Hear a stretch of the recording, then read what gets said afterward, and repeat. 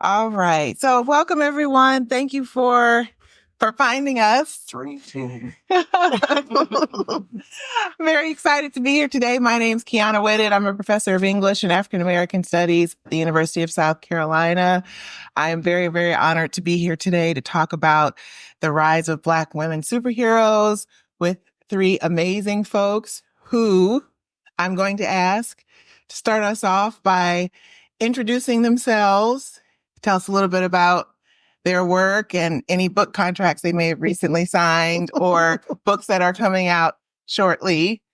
And to get us started on our conversation, I'm also going to ask them to share one of their favorite Black women superheroes, give us the name of one, and a little more about what you like about them and why they're awesome and what you'd like to see them do. So let's start with Ravynn, Dr. Ravynn. Okay, cool.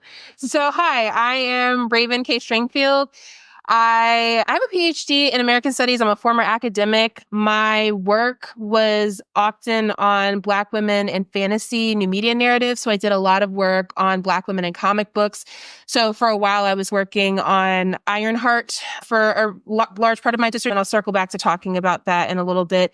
I also say former academic as now I'm transitioning into my fiction writing writ large phase. So my first novel, a young adult romance, is coming out on Tuesday, Love Requires Chocolate. If anyone wants information for that, if anyone wants information for that, I have some flyers later that you can come pick up from me if you like it. So that's the direction I'm headed in. However, I am going to be I have a small book project coming out with University of Mississippi Press on Ironheart. So I'm still in the academic space. I'm still working on superheroes. Got my hands in a lot of different pockets. So I'm excited to be able to talk with these folks. Very inspirational to me in my work. And as far as my favorite Black woman superhero, I'm actually going to say a girl because I prefer girls. I love when we get Black girl superheroes. I think girls can do anything, but definitely Ironheart. And I think one of the reasons that I love her primarily, she flies. I'm a very big fan of Black girls who can fly. And I think the other thing too is that she has a little bit of an attitude, and we just let her have an attitude. And I think there's something to be said about not trying to change in who they are. Ironheart has been through a lot. And I just like when she's given space to be. Yeah. So that's what I'll say about Ironheart. Yeah. Awesome. Well, my name is Alitha Martinez. I'm a comic book artist. I work for Marvel and DC Comics. My first book was Iron Man. My current book is Amanda Waller, Absolute Power origin story. Ooh, yeah. So doing this forever since they let the animals off the ark. So it's so hard. That's all I can say about that kind of stuff because I'm only as good as the current book I own. So that's my current book. That's good. Okay. Which your favorite, your Black superhero? You know what? They're all my babies because I never know which one I get to draw next. So what was more inspiring to me growing up was the fact that I could come to this country and see things that I've never seen before. Comics was not one of them. We were not allowed. That was not allowed in our house growing up because those people were naked. Oh, okay. So it's like, these naked. Oh, no. That wasn't happening. It wasn't happening. But Star Trek is something that I watched. So Nichelle Nichols, that's the woman who literally stood in front of all of us. Yeah. We saw her drive the starship and it was so seamless. She got to cross over and love and enjoy and just be beautiful and strong and powerful and sexy and yet not sexualized, more so than they did this. Like, we know what they did. We know what they do. We forgive them for that because it was the 60s. But you showed me a future that I want very, very badly. So she is my lead. Oh, that's nice. Awesome. I love that. My name is Grace D. Gipson. I'm professor of African American Studies, assistant professor of African American Studies at Virginia Commonwealth University. Also got my PhD in African American Studies. I did my dissertation on Black female superheroes in comics and graphic novels. It's been ingrained in me since I was a little girl when my grandmother gave me the funny papers. And I never thought that I would be sitting here doing this because comics was a hobby. Mm-hmm. But like to be able to travel the world, get a little money off of it too, all that great stuff. It was like, wow, I never saw myself here. I'm excited because I just signed with University Press in Mississippi for my book called Reclaiming Her Time, Black Female Futures. Oh, so yes, it's like, whoo, the weight has been lifted on this tenure track here. You know? Right. That's right. So I'm super excited about that and do a lot of work with Afrofuturism as well. So my favorite characters, it was hard I had two, but I was like, Misty Knight. Right now I'm really rocking with her a lot. I loved being able to see her in The Defenders and Luke Cage and just being able to see that story come to light because I felt like she wasn't getting a little shine, often. So I want to see more of her, fingers crossed that could happen because the whole bionic arm, actually one of my chapters in the book is going to be on Misty Knight and looking at Black women and disability. So yeah, I'm excited to just really dive in more into her. Excellent. So these are experts. We have 3 fabulous experts on our panel today. So looking at my phone here because I've written down the questions that I'm going to ask. Yeah, I poured them up. My first one is about some of the older as in created further back women superheroes. In particular, if we think about Nubia, Storm, Misty Knight, some of these early titles, everyone here knows we love superheroes, and we know that when they are launched, they are established with their characteristics, their nemesis, their abilities, their background. And in comics, once those things are set, it is hard to change them. In scholarly terms, we talk about superheroes having this illusion of change. So you may think someone's dead, or you may think someone, unless there's a major change, they usually revert back to their characterization. So my longest question, it's taking a long setup, is about how you all feel about some of these older Black women superheroes and how they've changed over time, because some of them as early as 60s, 70s, Milestone in the 90s, they were created during different times, by different people. How do you feel about some of their evolution? What would you like to see, or what are you not seeing? Should I call names, or? I want Grace to start. So one in particular, so while they're not like old, but like the Dora Milaje, they come out in the 90s. That's right. And so I remember when I first saw the Dora Milaje, they didn't look like what the Dora Milaje look like right now. They look like En Vogue. That's right. That's right. They had Christopher Priest run, exactly, right? yes. Okay. So it was 1998 that they, make their first appearance. They have on these short mini skirts, high heel shoes, and kicking butt. Now you're like, that's not the same.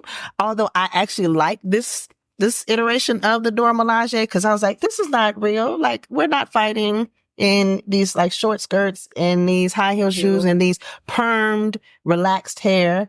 So, because for me, I'm always also looking at these features too, like how have we gone from, the hair, sometimes they just don't get it right. Yeah, just don't get it right.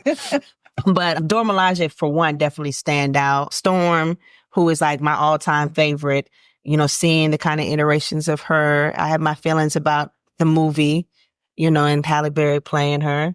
I'll leave that for another conversation.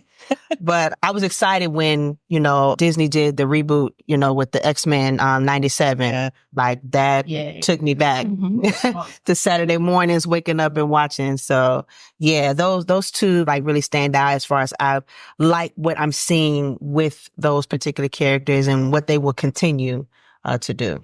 Can I ask a quick follow-up? Because you do research on Misty Knight. Yeah. Didn't she go through like I could be thinking of the wrong person, but like a kind of blaxploitation she did phase. I'm remembering some painted on tight like suits and everything. Yeah, she was like modeled off of like a Pam Grier, so that was the idea of what they saw because she comes out in the 70s. And so she's like right after Storm. So seeing her kind of like transform to what we see in like this 2000 era, we see her in Luke Cage. Yeah, is definitely another shift that I liked. That I like that she played basketball and that she was like really good at it. So that she's this detective and has this kind of misty sense, as they call it. So I feel like there was more development that we saw with her in the Luke Cage, even though it wasn't about her. you see a lot more development than what we saw really in the comics. Nice. Other thoughts on some of these older heroes? I hate calling them older because they're not old, but More seasoned. experience, established, yes.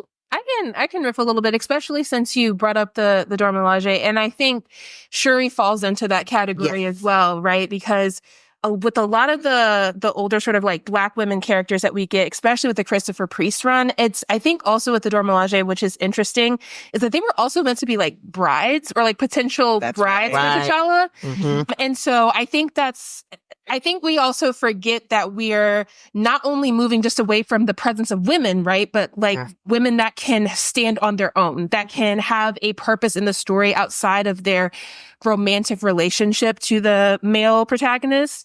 And I think also what I will say to the evolution as well, thinking about the girls, thinking about Shuri, one of the things that's been hard for me as I study Black girls in comics is how often we have to fight the over-sexualization, not even just for women, but even when we go back to Ironheart, that was one of the first things that happens. Like Riri is 15 and people were like, why does she look like a grown woman in this image? Like, what do we have to do to get y'all to draw her like a 15-year-old? And so again, I go through this phase and I listen to Dr. Eve Ewing a lot, who speaks really poignantly because she's worked on Ironheart as well. But you straddle this line of you want Black girls to be able to do anything. And also we don't have to, the responsibility is a lot as well, right? So we're also sort of thinking about how much we're putting on them in these depictions, in these images, things like that. So I'm excited. I think the thing that I'm really excited about is the sort of the moving superheroes into different types of spaces as well. So I think when you start getting like these Black girls in TV shows or in like the little novelizations that come out with like Scholastic and things like that, they tend to be, sometimes they are often more age appropriate. And so I get really excited when I see like Asia Monet is downstairs. If y'all have not seen her work, but she did a graphic novel adaptation based on the Moon Girl show. This art is beautiful, and she's downstairs, so go talk to her. But I love stuff like that, especially the one shots, because it gives you an opportunity to just like track the character in one small package. And again, we're worried about just the being girls, being kids. So yeah. So I'd love to hear from the artist's perspective. I mean, you actually worked on Nubia and other titles. The reason why they look that way. And I drew them the first time they look like hookers. And I was asking why they look like hookers. And it was like, near you, I did finish it. It's a deadline. And then as the Black Panther book suddenly got they wanted to do the spin-off World of Wakanda. So I got the art for that. And they're like, well, looks like I'm going back to Wakanda again. So I see the art and I was like, this is gorgeous. I love this art so much. But why are they dressed like Conan's women with this claws on? It's hot. It's Africa. You're in Africa. You're not wearing that. Believe me, you're not putting that on. So I'm going, okay, explain this to me. Make it make sense. It's like, so they're candidates from all across the different tribes. So why they all look the same? So the first thing he did was sit down and I did that research, finding the different tribes and what I'm going to add to these set of characters. And we fight. So that means you're going to put clothes on and decent shoes, no more high heels. So the subtle changes they let me make, and then they change it. But it's weird because I listen to things and the origin of how it happened never comes up. I'm the reason why they look like that. I changed that. Everybody Nubia looks like that now. I love that one. That's when they tell me now we're going to do this book Nubia. I'm like, okay, what's that? It's like, well, she's this character from back and then she's Nubia. Nubia is Wonder Woman's twin sister. I'm like, she had a sister? When did that happen? I heard the whole Clay thing. Oh, I knew she slept with Ares. I knew that's how that happened, especially if they had him captive on the island. So there's a line at the door, baby. I understand. It's like, but they tell me this story, how she formed a baby out of clay. Oh, and then suddenly there's some brown clay laying over here. Because it's right here. Let me form up this baby. And like, oh. Is that really the origin? Yes, they told me this with a straight face. So they hold it up and cow brings up to life. And suddenly a big hawk takes this baby off to Africa. I'm like, oh. Well, bird in the hand. Look, everyone, I got it. So, yeah, they tell me this with a straight face. I'm like, oh no, that's so problematic. So what are we going to do now? Is this the character you're ready? Say, yeah, she's come back from time to time, but she doesn't stick. I'm like, do I have to ask why? Right. Yeah, right. And then they sent me the picture. Oh, of course she's wearing leopard. Why not the little jungle? Oh, we are not doing any of this stuff. And I want to know where she got the perm from in Africa, because I went great to Africa curling my hair there. Tell you. So they let me redesign her twice, one for Future State, and then there was pushback, because the first thing I did, I thought about Linda Carter and everything I found beautiful about women. And I'm going, oh, I know what to do. The problem is that I've drawn just about every one of these heroes, and I look at them, and you can be smart, you can be very young, you can be lots of things, but you're not beautiful. You are not desirable. You are not who the main guy wants. You will be overweight, and you will be very smart, smartest woman ever. But you don't have any other agency. You have no choices. We come to you to hear you give a couple answers, and then you can go sit in that corner over there. And I'm like, we're not going to do that anymore. What can I do to this character?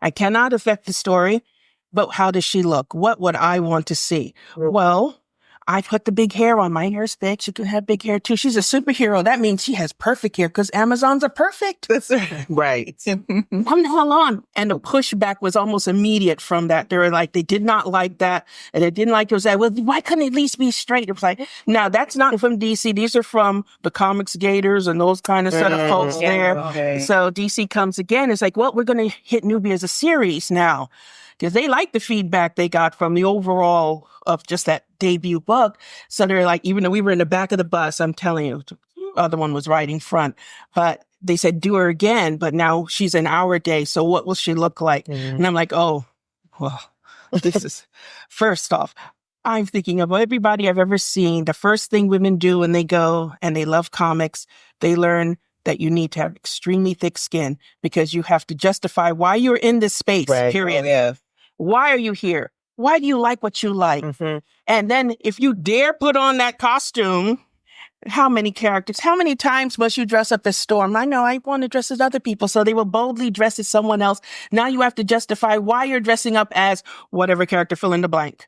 So you're wearing armor just to put on a costume to go outside and get criticized because you love comics. Well, how about I create a character and she's beautiful and she's got on a lovely little costume with the big hair, everything you want on a Wonder Woman character, but she looks like you. Right. Absolutely like you. Not like you with all that perm or whatever else you're doing. This is just you.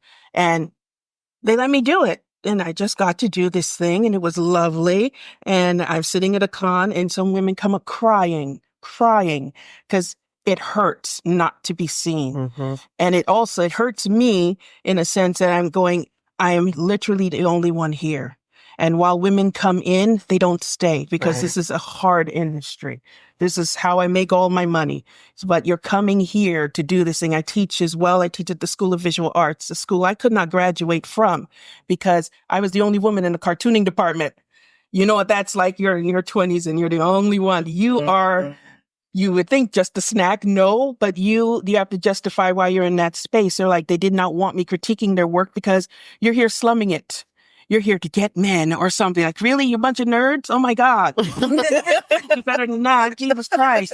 So it was a long road, but looking at them and where they're going, and we think, oh, we're getting there quickly. I didn't even know this academic stuff was floating around it because they never come to ask how. They just assume they know how, or they're telling me they know how. And I'm like, okay. Because they don't tell me how these things were created in the first place, but I know what they transform into, and I know why they transform into these things here. But I am worried that this is not a change that's going to stick, because half of the time, like right now I'm on Amanda, and I hear it's a well-received book, and we know she's the big baddie in the whole doing some terrible things to people. It's not going to last. You know what's going to happen. But you're not allowing them to have a lasting story. Right. You're snapping it back. So you're going to just walk it all back. Everybody is waiting for the day where we don't have to deal with all this diversity stuff anymore, where it calms down. And it's approaching because invariably Any friend I have, they do not buy this book. They do not support myself as an artist, or they buy this book. Women in comics groups I'm in, did you buy this book? Did you support the book? Well, they talked about the book, but did you purchase said book? Right. Likely no. It's like, why didn't you purchase the book? Well, don't be surprised if it's not around, because they're not looking at really what you're crying about. They're looking at these numbers. Yep. If that book doesn't make that number, that book is dead. That's it. So you can't cry and say, oh, the book is here. Why don't I have more diversity? There's no women. Did you buy the book? Mm-hmm. Well, don't complain, because this is about money. Come on. Don't work for the love, please. Well, so a few times you say they allowed me to, or they let me, et cetera. And I'm curious about moments where you tried to push back and maybe weren't as... We don't push back. You do what you're told. You do it. But you, in terms of you changing the designs That's here. subtle. They don't notice. Because Okay. Is that what they it don't is? notice those things. That's like, okay, she got it done. At least she didn't like make a major change to it. Like, they allow you to do these little things. If there's a set costume, they tell you design this thing. And they're like, it's approved. They let it go. Okay. But the little things running throughout, they're like, oh, so that little costume they put on there, well, that's just their training clothes. It's not their everyday clothes. So, okay, that's this. And then it starts to bleed. And then even they say, well, there's a certain time in the past. So they go, okay, that's fine. That's good. They're just doing these kind of early missions, but that's that full armor. They're covered. And then when they see it click, they're like, oh, well received. And it goes. Right. And this is why we say the illusion of change, right? Because if it doesn't work for them being various editors and so forth, publishers, or if it doesn't sell, then they can revert. Or I like the way, I appreciate you in teaching us about how they might say, oh, this is training clothes, or this is... So shifting into my next question, that was amazing hearing all three of you talk about that. We talked about some of these older superheroes, but of course we have a lot of new ones today. And Ravynn, you mentioned several times about girls in particular. It feels like there's a big distinction between more girl Black superheroes today. The way I wrote this question up is that, you know, how we get that criticism that if you don't like something, create your own, right? And I get really annoyed sometimes when I hear that, because these licensed properties are so old. Like you're saying, it's hard sometimes to create your own and then it have the same impact on the marketplace that it might have if it was an established property. But let's talk about some of the newer ones. What are you seeing that you like? What kinds of directions do you think we should be going in? What do we think about some of these newer, younger Black women superheroes or girls? Let's see. I'm gonna go to you, Ravynn. I'm gonna start. Okay. Yeah. And I think it's funny because, especially now that we have I feel like more girls saturating, we often kind of forget about Rocket and you know what I mean? Rocket. So, you know, I feel like that's always a fun one. And especially since I think people are hit or miss on Rocket, especially how she's depicted. She's another one that kind of, I think, falls victim to the sort of sexualization question, things like that. But anyway, with all the new folks, what I'm liking is, I think I'm liking the friendships more. What ends up happening with a lot of the girls or the young ones, I'm not sure what this is, but I feel like I'm seeing a trend of sort of the super genius, the science genius happening a lot with the girls. And so it almost feels like a way to say, okay, well, we don't need to give them a cast of characters to be around because they are the sole genius. We can just put them in a room and then they will make magic happen. And I don't think that's fair because again, I'm concerned about the childhood of it, right? I'm concerned about, okay, who loves her and who does she get to love? Who do these people get to love? And so for me, you know, I really like the teen books. So I really like Champions. I really like when they get a chance to be kids and make mistakes together. And, you know, no one's coming to bail them out. Right. So I think there's also just something to say about how do you work with superpowers while you're also dealing with sort of the just very casual interpersonal conflicts of being a teenager, which I think tells you a lot about the person as well. So I would love to see more of the teen books. That's the direction that I really like. I feel like we get, especially the the really diverse ones. But, you know, as you're saying, like, we'll get a couple of them, we'll read them. If we're not buying, you know, they're gone. Mm-hmm. So I think that's always hard. Cause I remember I loved Outlaws, and then I think we got like 3 issues, you know? Yeah. So I would love to see more sort of like Champions Outlawed, that sort of style. You're reminding me that although I don't read as many of these comics as I should, contemporary ones, I did read, someone sent me Nubia, a real one. Yes. Oh, yeah. McKinney. Yeah. The YA graphic novel, which I thought was amazing. Yes. And it took her and put her in today's environment, and it was written for, I think, middle grade, if not YA. They do that with Miles Morales as well. We see a lot of that too. Can I say one thing about those? Yeah. If you are somebody who, I mean, I imagine if you're at a con, like, you probably are pretty familiar with comic books and you like can go to the store and do your own thing. But if you are kind of like, I just want to explore the space, or like, I want to pick up a new character that like, I don't really have a sense of where to start with them, those books are actually fantastic for getting into a character or getting into a story. I love them. I think if you want to meet a new character, but you don't want to do all of the kind of like digging to figure out which issue you need to start with, they're very sort of like self-contained 1-book issues. And like DC and Marvel are both, well, I feel like I have more DC. Yes. I have like, they have like a really big variety of those, but they exist in both of those franchises. So if you are somebody who's looking to just pick up a character, but don't know where to start, those are often really good. And I feel like the stories are really fun. Yeah. You know, they're like really small, self-contained. Yeah. They're good.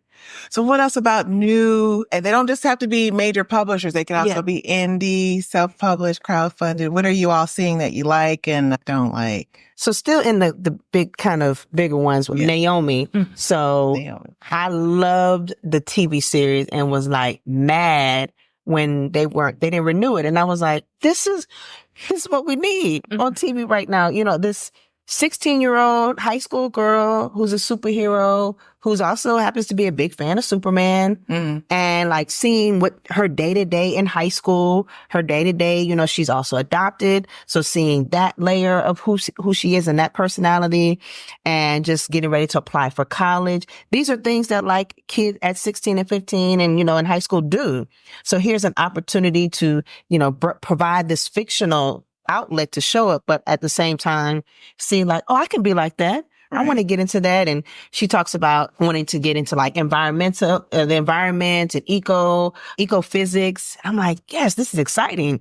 And, you know, the comic as well is just as exciting. So these are, you know, the girls, which when I was starting to read comics, there was no girls, you know, it was grown women. And so one thing that I always like to point out is like now, like my play nieces and nephews can like see characters that look like them right now and don't have to wait, you know, later on. Another one, Far Sector. Yes. Which that's high on my list. Yes. I mean, the fact that N.K. Jemisin writes for it, who is like one of the best speculative writers, you know, on this planet, you know, which I'm also really digging that they're getting, you know, some good writers to write these scripts. Eve Ewing is another one who did all of Ironheart. You know, there was a shift to her. And I remember it was on Twitter or whatever it's now called.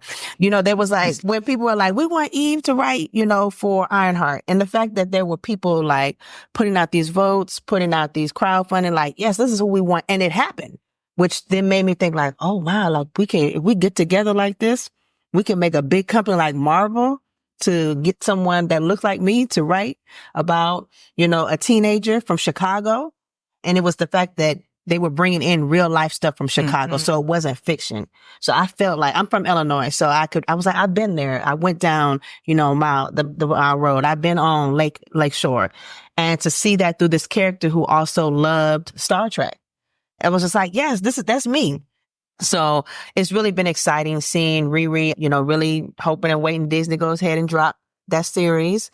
What is the status of that? They were at D23. And okay. Okay. So it's, you know, Dominique has been posting. So I think a go for next year. They just haven't said when. Okay. Yeah. I'm just as psyched about Moon Girl, Devil Dinosaur. You would have thought I was, Lunella's best friend. I watched that show, and then the soundtrack. You So got Raphael Sadiq, with the music. I'm like, see, this is what I was missing as a kid. So really being able to channel my inner girl, that inner person, feel like I can belong, feel like I'm being represented, and knowing that there's this legacy. And like you said, it's when those books would come out, I'm grabbing some for me, grabbing some for my nieces, everybody. Cause I'm I need you to see this so you can see why I'm excited, so that you can be excited. Because there's always well, what can I get for my daughter? And I'm here you go. You got this, and this. So yeah, it really is truly important to make sure that people buy it. Cause otherwise, when I write about it in a journal, people are like, oh, I didn't know about that. Yes. Well, That was out of print. yeah, exactly. Right. So yeah. Yes.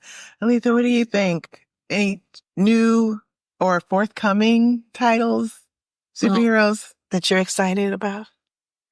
or not excited? Right. It's not a lack of excitement because it doesn't matter to me what I work on. It just matters that I work. Right. That's right. I'm Okay. beyond that whole, oh, it's so wonderful. It's the stars. It's like you don't sleep. I'm that girl from The Ring at this point. But I worry for the industry because much as I see things changing and there's all this diversity and all these new books and all this wonderful stuff, you've got to take a look.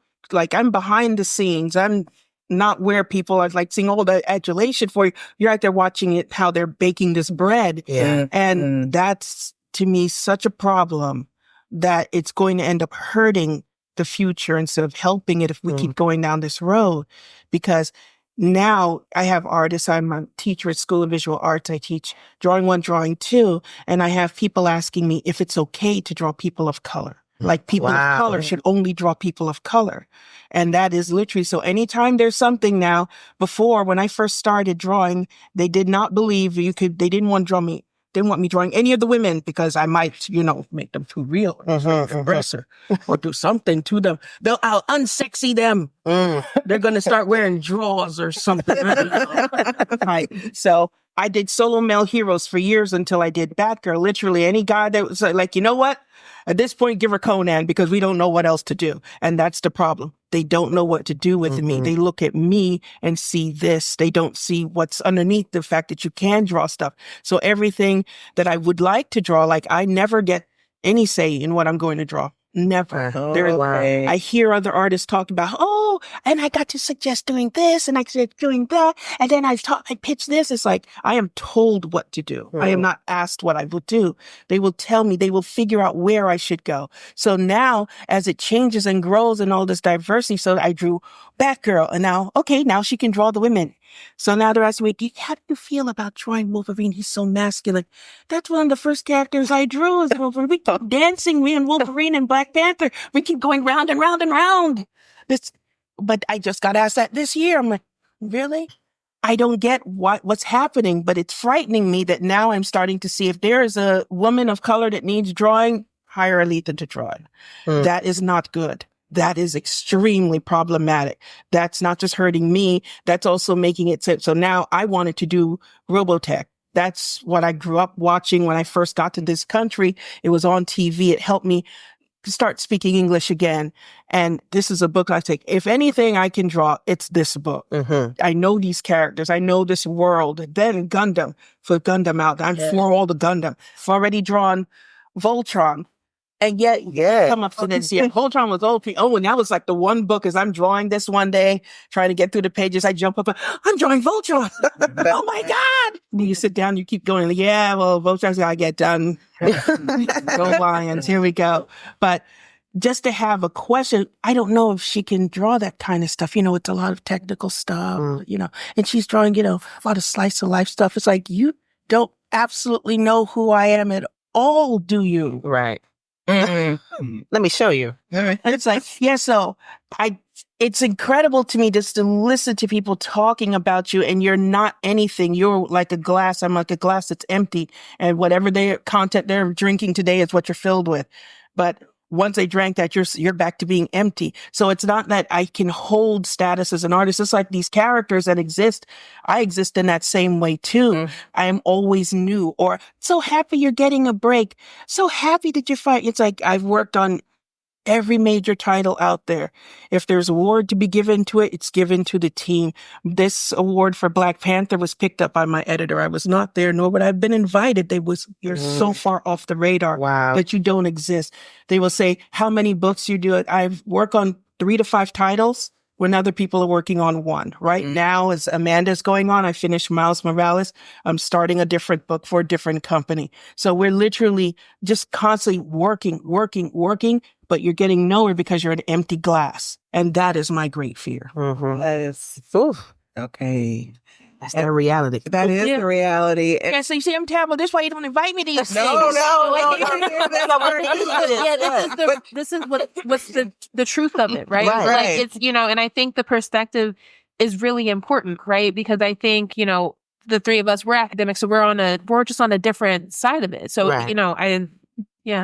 But also it makes you think about, so we say that, I'm going to use this word diversity, but it means so many different things now, but we say we want representation and diversity, Right.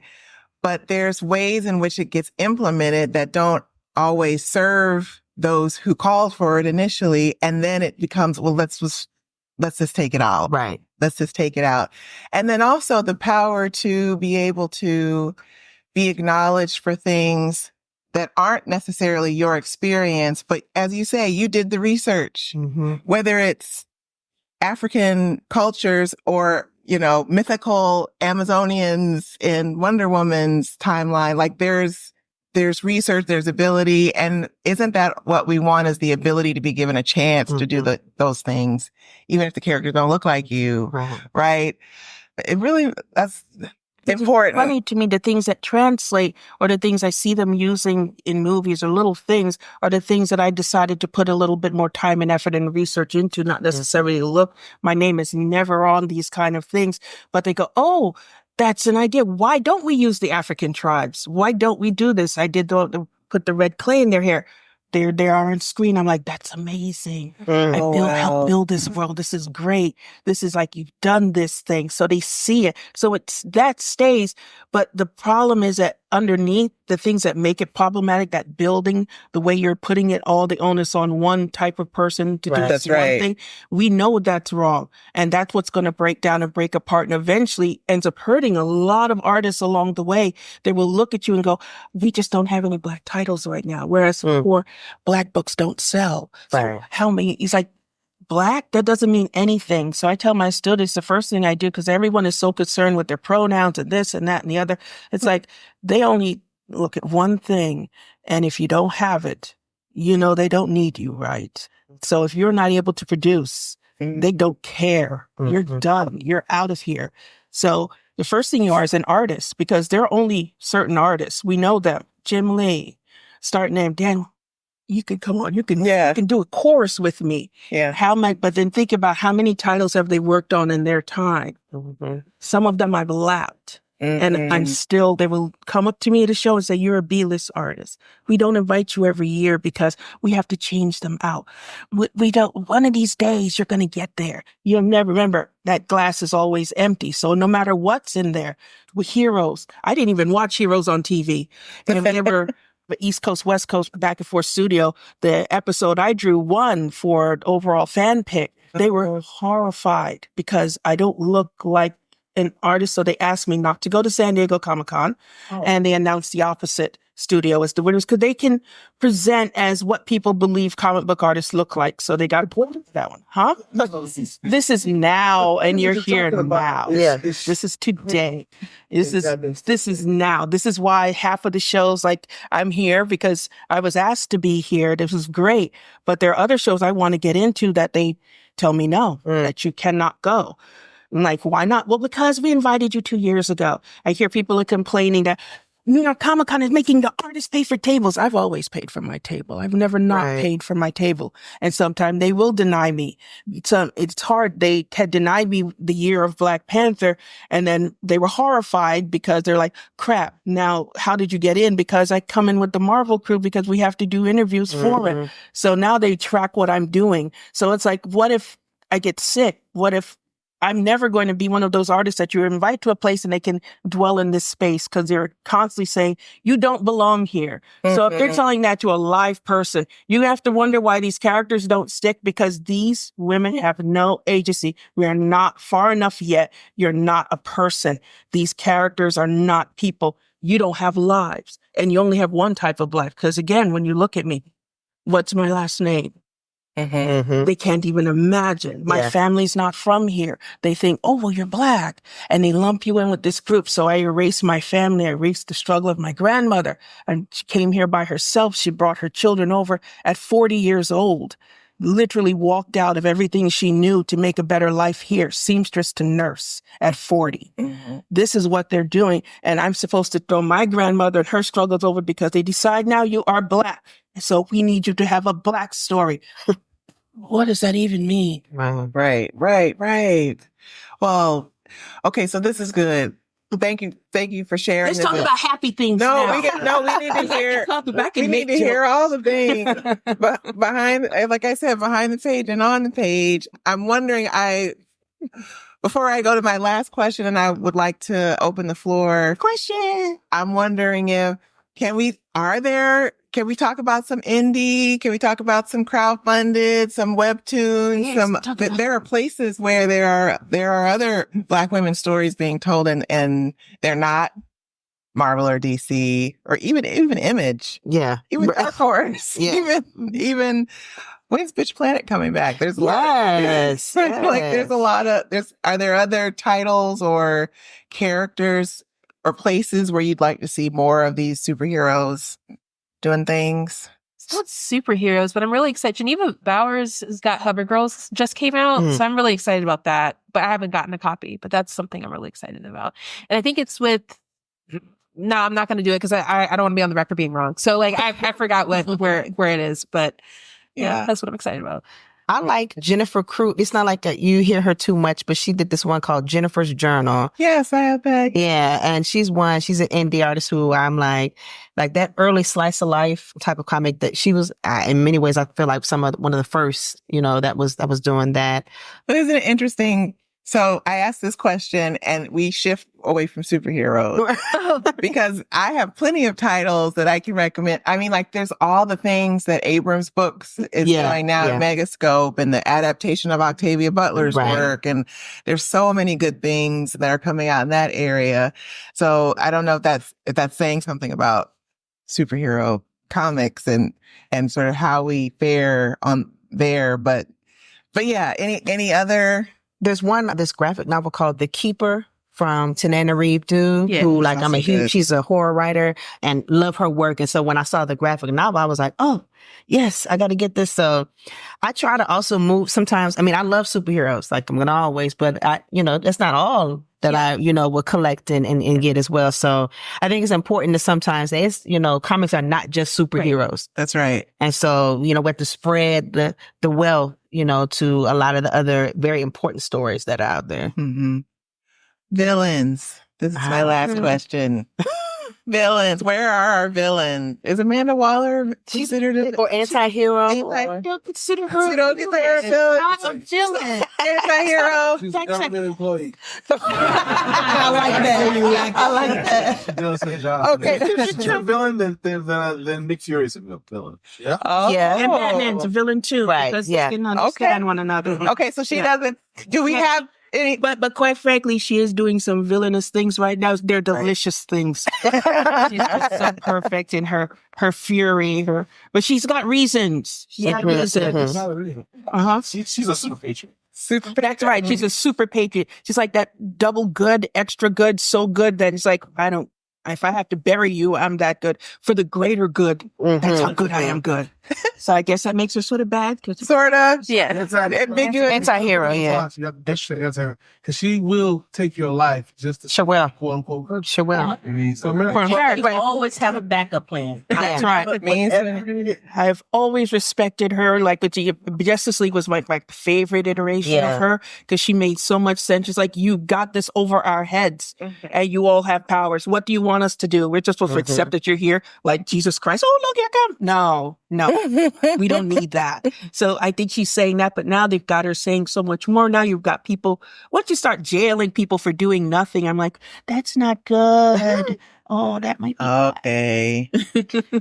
But with her also like that iconic cover where she's like pointing up at Batman. Is Batman? Yeah. Yeah. And I was like, she's like here and he's up here. And I was like, she ain't taking no stuff from nobody. I loved that about her. It was like, you're not about to walk over me. I'm the wall. So it just, everything about her was, I love that anti-hero. She may have some villain tendencies, Okay. but yeah, I think she leans more towards the anti-hero. Yeah. Just like great respect for her, just like Yeah. as a character. Like, I mean, she's just a character that so much meat to the story, right? Like, so big ups to Amanda. For all intents and purposes, she's DC Comics #1 Black woman character. I mean, you talk about a class A character. What do you call it? What's the word I'm looking for, Herschel? She's an A-list character, right? You're looking at someone who is in comics, who is has a T-shirt, has a lunchbox, has been in cartoons, been in movies, been in live actions. There's not that many DC women that fit that category. She's like Bumblebee and maybe Gipson. Yeah. Bumblebee's never been in live action. Vixen's not been in. She's been in live action. Not in movies though. Yeah, Paula's been in TV shows, movies, cartoons. Yeah. She had an action figure that it's hard to find. I can't find it yet. She's the only one that across the board is A-list Black woman character. Her first appearance should get more love. Yeah, legends. Yeah. Okay. One of the things that I love about the older Black Panther run is they had a lot of women villains in there. Yeah, Red Panther's Rage, Malice, and Madam Slave. They were great. They were wearing leopard. But they have to. They're in some part of Africa. Right. It's required. It's required. Right. They were very much coming out of But off a plane, they're going to pass you this little leopard outfit with the leopard thing suit. here. You're like, oh, this is for me. Yeah. All right. Other villains or other questions for our panel? What do you think about manga? How it relates to your topic? Depends on which one. See, someone asked me a question the other day about manga. They asked, what do you prefer? What was it? Starblazers, right? Or who are they comparing this one to? One of them have to go. Those posts where they say you can't have both. You have to have only one or the other one. So you either have Robotech or Starblazers, but one of them have to go. It's like, well, that's easy. I keep Robotech over Starblazers. Say no. Starblazers can die bloody for the camel toes alone. That person, please. It embarrassed me to see the new costumes. It was you didn't notice all the women they have on these wonderful military costumes. So why are the women wearing that? Why? I want to know why. I was embarrassed looking at them. I'm like, oh, I'm so embarrassed. I'm embarrassed. Oh, you're coming back? I'm coming. The mic.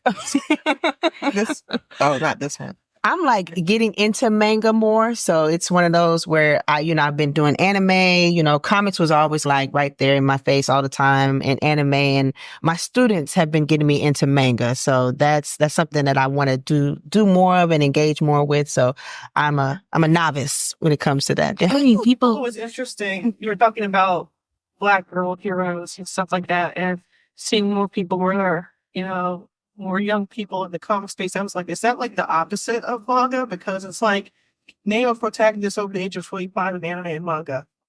Yeah. So think of her. Right. I mean, they're all obviously, but we also thinking if what we're being exposed to, are there young people comics? We're only getting the ones that are made for adults right now, and we're getting the seinen and that kind of good. But we're shoujo and shonen. That's boy girls. That means kids. So you're reading children's books and loving them. So technically, you're not reading the ones that salary man like. Oh, I love. Did you read? You've got to read that.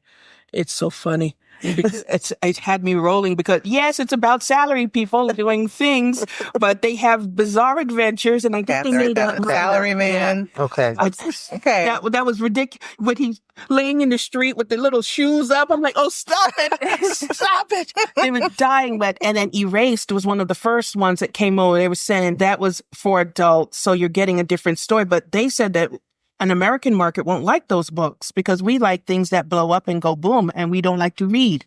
So I don't know where they keep telling. Gundam and all of those things, those are kids' stories. I love them. I'm watching all my Gundam over now. Mm-hmm. Some of them don't hold up, but I'm watching it anyway. Right. Because it's continuity, but we don't have an American comics. This and is people true. die. Yeah, agree. They die and they change their clothes. That was why the first thing I gravitated to is the fact that, hey, even Sailor Moon changes her clothes. And then I'm looking at this going, wait a minute. This is a stone cold killer. She's killed everybody she's come up against. She's blown them all. Ooh, I'm here for this. Well, heart powers. Yes, I'm going to get dressed up to kill you. Yes, look how cute I am. And now you're dead. Right. Go ahead, you had a question. So I guess to follow back with everybody else. Now, I'm a little bit free. So going across the, I guess, generations between manga, American comics, and whatever, as she was saying that, most of it is catered to, young boys or young girls in manga or anime and stuff like that. But I know when I was growing up, they said nobody liked Dragon Ball Z. We didn't know it was an anime or manga. We just knew that it was just awesome. People were blowing stuff up. But then I noticed, I don't know if y'all noticed over time, there still was not a big lead of Black or what they call tan characters or whatever. They didn't have any of those characters. I noticed as I was growing up, like I have nieces and nephews, and even my daughter now, like she gets to see now more characters that may have, darker skin, they're superheroes or the villains and those and stuff like that. And I'm like, it's even when I even think about everything when it come down in the mention to Moon Girl, like my daughter, she'll watch that several times. And I love it. But I mean, how do y'all feel about that structure for, I guess, the kids for now than you did back then? Like, I mean, how did your parents feel about you watching that stuff? Because I know my father, when I was watching anime, he'll just stand there and say, well, they're running. And anything I did with white characters, because I would draw Black characters, but if I draw white characters on my own, he was like, why are they not Black? So I grew up in a very pro-Black home. So he couldn't understand. But I know a lot of times when I would go to school and I would draw my characters, all my characters have shapes and lips. They still look like me, but they're still white. And they were like, why are you drawing them that way? I said, because that's great. That's how I feel. And is there a problem? So how would you explain that nowadays, I guess, in terms of art style and stuff like that? Maybe that went a little too long, but. No, I mean, so before that question, I'll say this. I remember it wasn't really till I got to college that people knew that I liked comics. Yeah. Because as a Black girl from the Midwest, that was just, that was not cool. That was, to be called a nerd or a geek was not the end thing. I think that was everywhere for. Yeah, absolutely. So when people find out now that I love comics, they were like, oh, we didn't know. And I was like, yeah, because I didn't tell a lot of y'all because it was either being shamed for it. And oftentimes what I did see, I was always like looking for that girl that looked like me. I used to say that when I did see kind of like a Black character, I felt like it was just a character that was white that they painted brown. And so now it's definitely a much more authentic or realistic look. And thank you for like making those changes, because beforehand I would wonder like, well, maybe one day, maybe we'll get to see it. And I showed my sister, my older sister, she loves Wonder Woman. When I showed her Nubia, she's like, oh, okay. And I can see there's no connection between us. And so she doesn't understand why I get all hyped about the other stuff or whatever. And then they be trying to throw away my stuff. And I'm like, you about to get cursed out. Don't touch my stuff. And then fight and stuff like that. And I have an older sister, so she doesn't see the connection and stuff like that. I'm like, you want this Black unity thing, but you're still buying Wonder Woman and stuff. And I'm not against Wonder Woman. Wonder Woman is cool and stuff like that. But I'm like, look at this over here. Like, I'm excited about this too and stuff like that. And you're telling me it's just trash, throw it away. You know what I mean? So I don't know. I mean, all I can do is, introduce for my daughters and stuff like that. Like I said, they're right now very into Moon Girl, a couple of other things or whatever. I noticed over the years, they started introducing like other Black characters everywhere, which is great. But how do you keep that consistency going? You just come in for me, like when I write about a character, I'm always going to be writing about either a Black girl, Black woman, or some Black character. Like that's always going to come. So in many ways, that's who I am. That's my lifestyle. Now that's my work. And so it's like, I have to just keep putting that out there so that people can become familiar, so that people can be, when they ask the question of like, well, how many Black superheroes are there? Like, well, there's actually quite a few. I used to joke. I said, man, if I had $1, for every time somebody asked me that, I'd be rich right about now. Because people don't, they're like, well, because it's not seen often, they figure, well, they're not there. They don't exist. So a big part of me too is like, while Storm is definitely my favorite, Storm she's always going to get her shine. That's the GOAT. But I'm like, let me pull out Misty. Let me pull out Martha Washington, who maybe if you know Dark Horse and you know her character, Vixen, some more of the characters that like they're there, but didn't really get the shine that they could have and should have, and like reintroduce. And that was a funny thing you said, that I really didn't know about Misty until the Luke Cage. Yeah. Stuff. Like I knew of her, but didn't. I was like, and the actress that played her was like, yeah, I've seen her many times. She's always playing as this Black cat, the Black cat, and I just feel like she portrayed it so well. And then when they canceled the series, I was mad. And so, as usual, I'm like, Netflix, you suck. Disney Plus, definitely you suck, because I'm buying and I'm hoping you're remaking it, and y'all wasting your time on these films, and y'all just need to make the show over again. I mean, they broke the internet. Yeah. When Luke Cage first came out, like, what show had did that? Yeah, I was saying sweet Christmas. Yeah. We got a question in the back over here. Not so much a question, but comment. One of the things that I'm representative for Black common laws, and one of the things that we try to do is we try to curate characters in terms of exposing people to different characters. People will be surprised to know that DC has well over 400 characters. Marvel, about 300.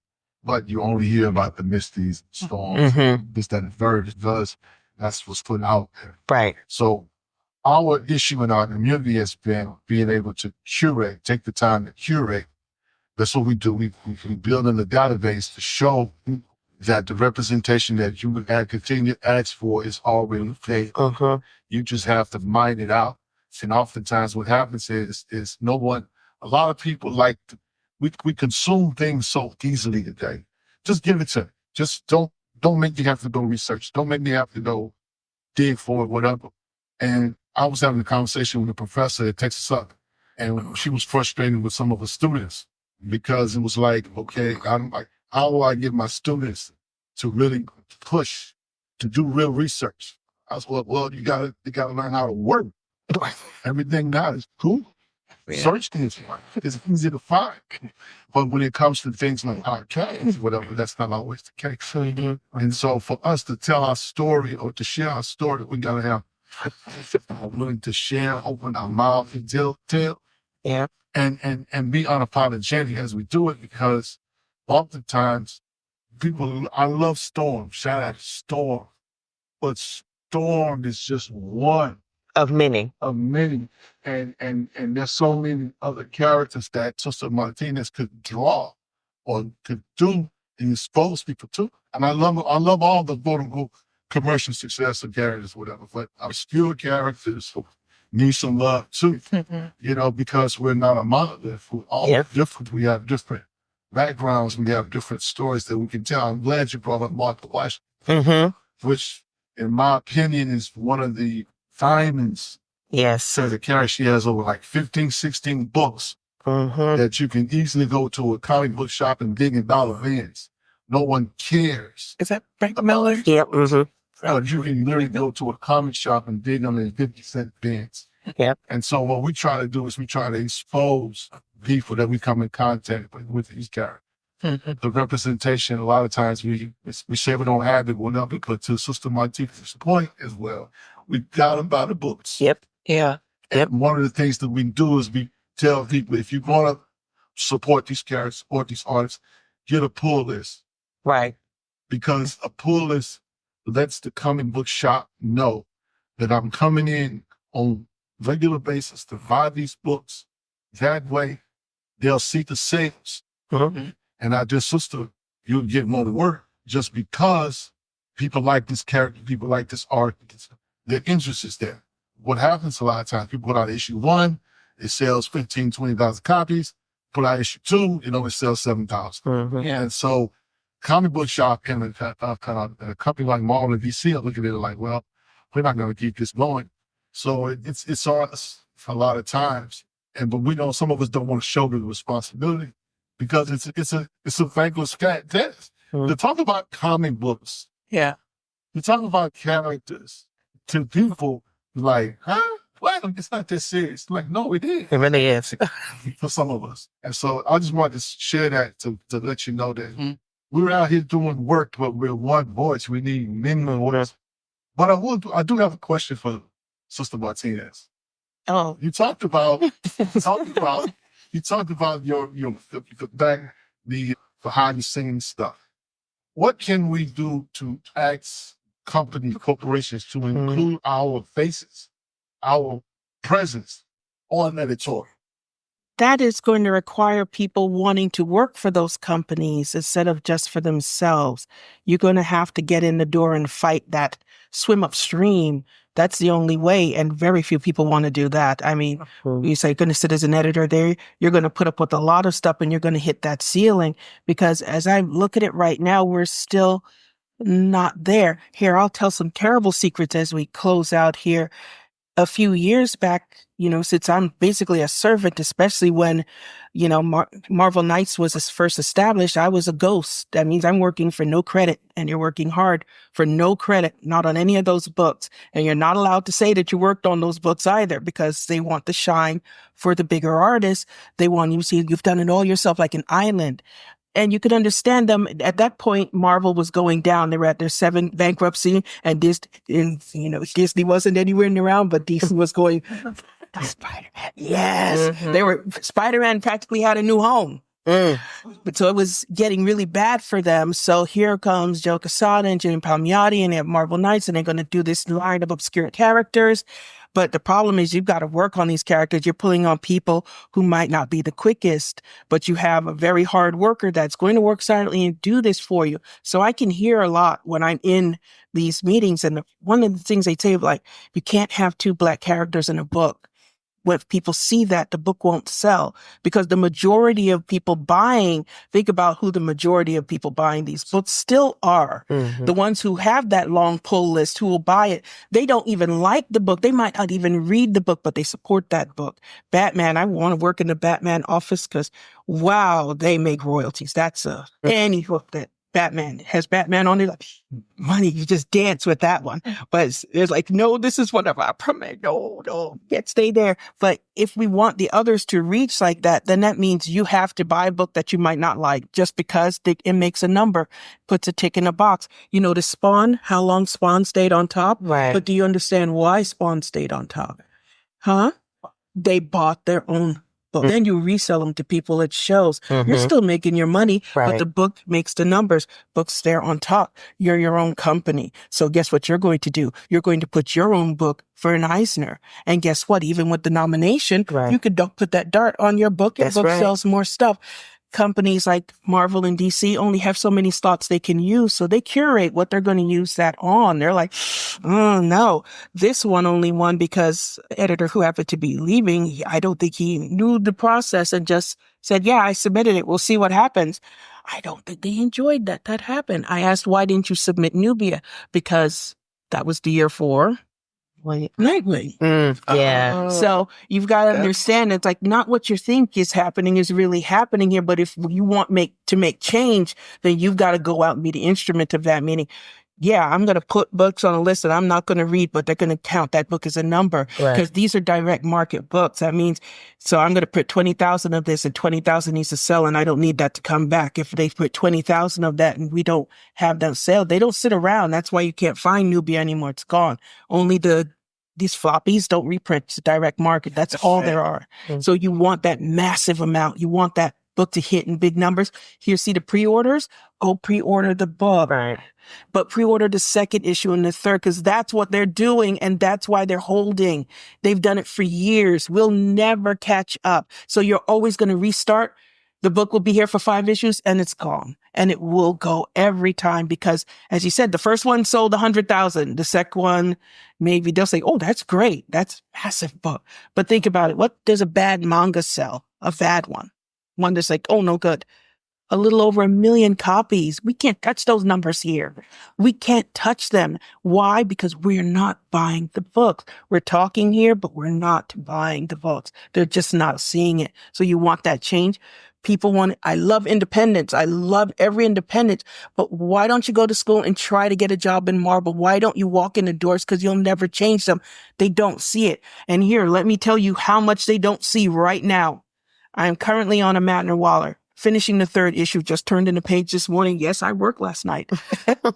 But I'm looking at the book as the colors come in, and I'm horrified. I'm glad the book exists. I'm so happy she's such a strong character. I'm happy everyone bought it and well received.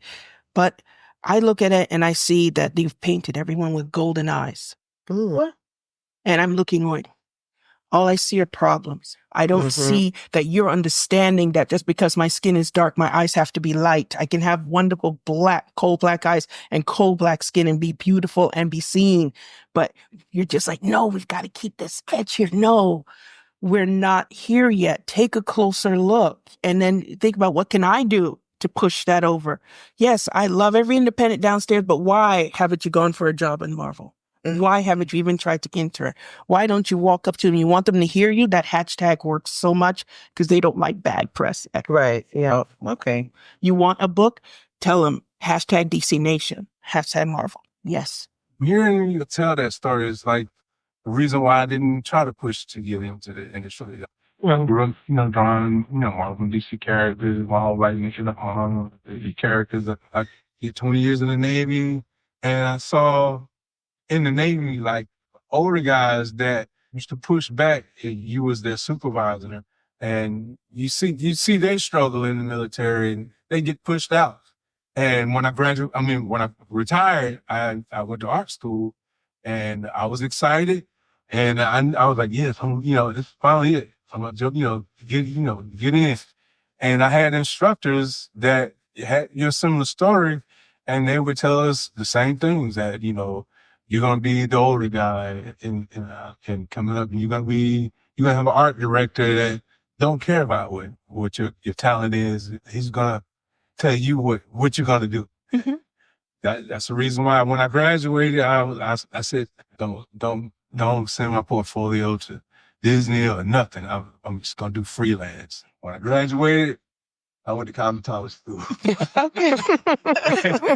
So, but I did get back into, comic stuff. So like one day I was working in a barbershop, and I hand sculpted like some of the characters that I made. And like I had a Colin Kaepernick that I turned into Captain America.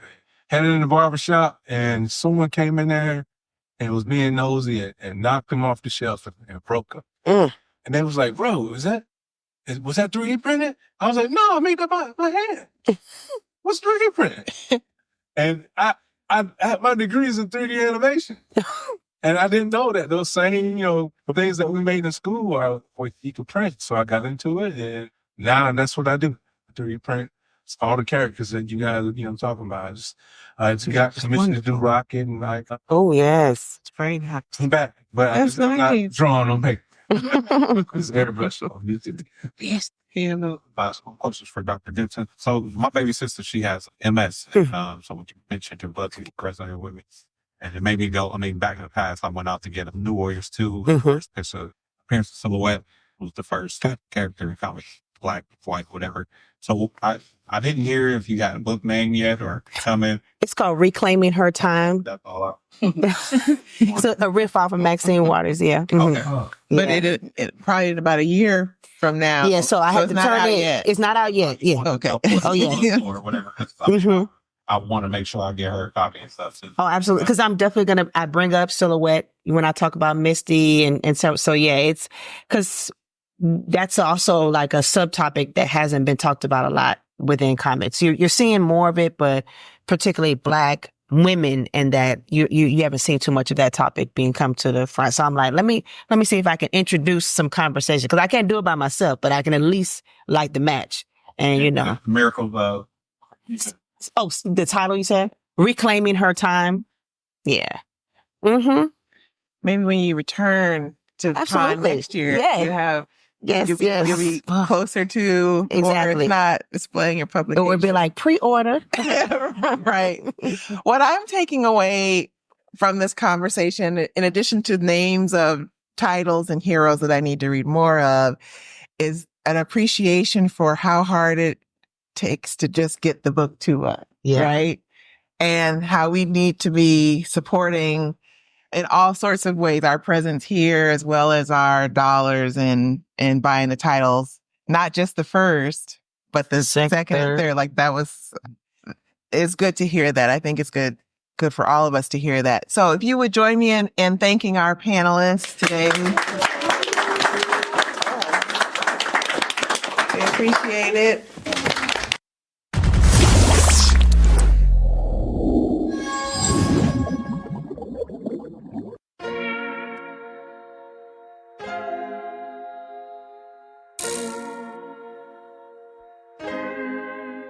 So many stories left to tell, even if we have to ourselves. Can keep history on the shelf. If they won't tell it, we will. If this the land of the free, it was a freedom then. When they annexed Hawaii and called it Cedar Lands, without any type of payment and no signing off. Called themselves the Republic in 1894. 1.2 million acres overtaken from the native Hawaiians. When they resisted, the West retaliated in violence and erasure. The Hawaiian language is banned as part of colonialism's plan to expand, yeah. Stuck between a rock and a hard place. Multiple bombings of Kaho'olawe as a part of their ongoing war with Asia. Used it as a place for target practice. No consent or compensation. Colonizers call for annexation. The work of all the locals. School will never let you know. So many stories left to tell, even if we have to ourselves. Can keep history on the shelf. If we won't tell it, we will. Too many stories left to tell, even if we have to ourselves. Can keep history on the shelf. If we won't tell it, we will. We will. So if we put Hawaii into perspective, well, Black and Asian history is interconnected. Considering the fight with the Pacific, then of course versus Asia, they was treated as a middleman for war, but didn't let the Western colorism run its course. Cause dark skin was a sign of dignity to core. The land was taken in the name of capitalism, when prior to it was an actual kingdom. Clap back at the system. Stuck between a rock and a hard place. Multiple bombings of Kaho'olawe as a part of their ongoing war with Asia. Used it as a place for target practice. No consent or compensation. Colonizers call for annexation. The work out for all the locals. School will never let you know. So many stories left to tell, even if we have to ourselves. Can keep history on the shelf. If we won't tell it, we will. Too many stories left to tell, even if we have to ourselves. Can keep history on the shelf. If we won't tell it, we will. So many stories left to tell, even if we have to ourselves. Can keep history on the shelf. If we won't tell it, we will. Too many stories left to tell, even if we have to ourselves. Can keep history on the shelf. If we won't tell it, we will. We will.